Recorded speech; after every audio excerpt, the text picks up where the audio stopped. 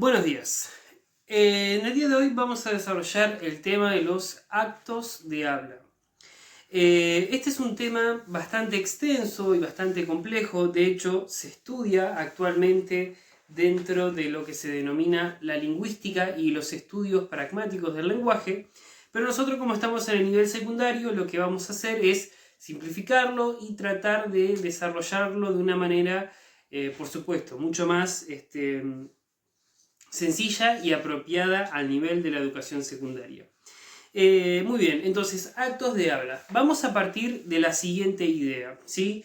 Cada vez que nosotros como personas utilizamos el lenguaje, ¿sí? Cada vez que usamos la lengua, cada vez que expresamos, podemos decir que utilizamos básicamente dos tipos de enunciados, ¿sí? Estos enunciados pueden denominarse enunciados constatativos o enunciados performativos, ¿sí? Básicamente los enunciados constatativos, ¿sí? Son aquellos enunciados que pueden comprobarse si en la realidad son verdad o son mentira, ¿sí? Entonces, por ejemplo, yo puedo proponer el siguiente enunciado, ¿sí? Yo puedo decir, Juan está cerrando la ventana, ¿sí? Si yo digo esa oración, Juan está cerrando la ventana, eso sería un enunciado constatativo. ¿Por qué? Porque yo puedo ir a la realidad y constatar, es decir, constatar significa comprobar, ¿tá? Comprobar que efectivamente Juan está cerrando la ventana, ¿sí? Entonces, si Juan está cerrando la ventana, quiere decir que ese enunciado es cierto. Y si Juan, por ejemplo, en vez de estar cerrando la ventana, la está abriendo o no está haciendo nada con respecto a la ventana, podemos decir que ese enunciado es falso, ¿tá? Entonces, el primer tipo de enunciado, los enunciados constatativos, básicamente son expresiones sobre la realidad, ¿sí? Con nosotros como emisor, lo que estamos haciendo es hablando o refiriéndonos a algo de la realidad y, por supuesto, habrá que ir a comprobar en la realidad si eso sucede efectivamente o no. El segundo tipo de enunciado se denomina enunciados enunciados performativos. Y la palabra performativo viene de la idea de performance, ¿sí? Que en inglés significa acción o actuación. Este tipo de enunciados, a diferencia de los anteriores, no nos expresan nada de la realidad, sino que tienen como principal objetivo lograr que alguien haga algo, es decir, que se produzca una determinada acción. Entonces, por ejemplo, si yo digo, Juan, anda a cerrar la ventana, ese enunciado sería un enunciado de carácter performativo porque lo que yo estoy haciendo es dando una orden, ¿sí? En ese caso, puntualmente, yo no solamente estoy usando la lengua, no solamente estoy hablando, sino que estoy ejecutando una acción, estoy dando una orden. Juan, anda a cerrar la ventana, es una acción, y Juan después la va a cerrar o no.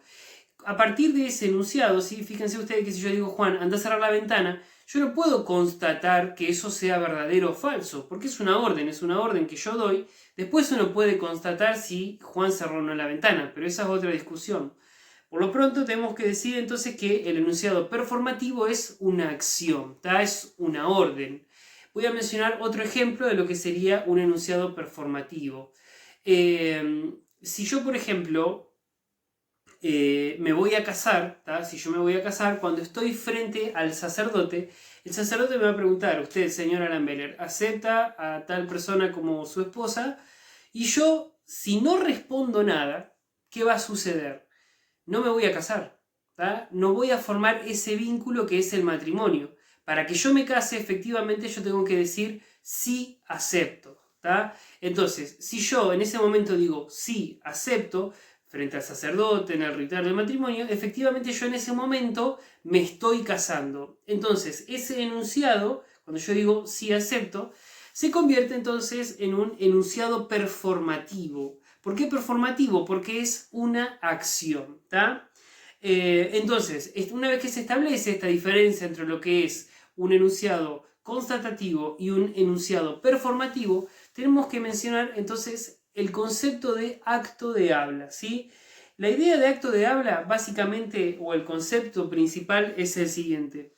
Un acto de habla es el uso de la lengua con intenciones comunicativas pero también realizativas. Es decir, que cuando hablamos no solamente transmitimos información, sino que también realizamos una acción, ¿sí? Hay muchos ejemplos más de estas situaciones.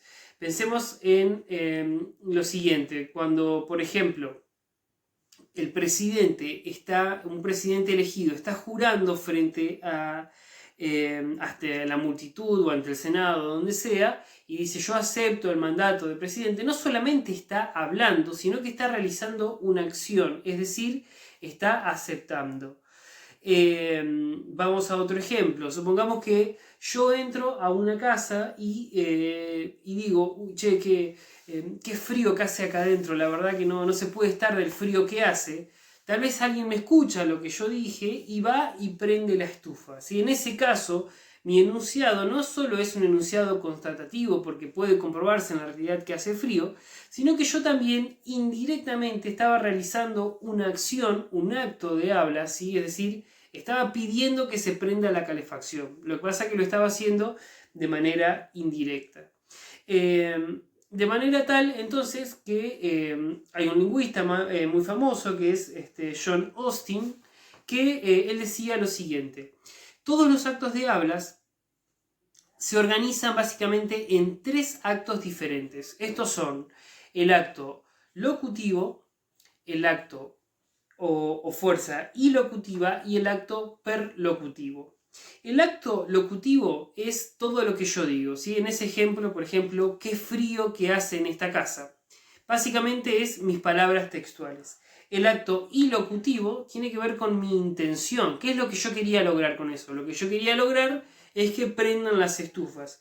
Y el acto perlocutivo es la reacción, es decir, las consecuencias. ¿Qué causó lo que yo dije?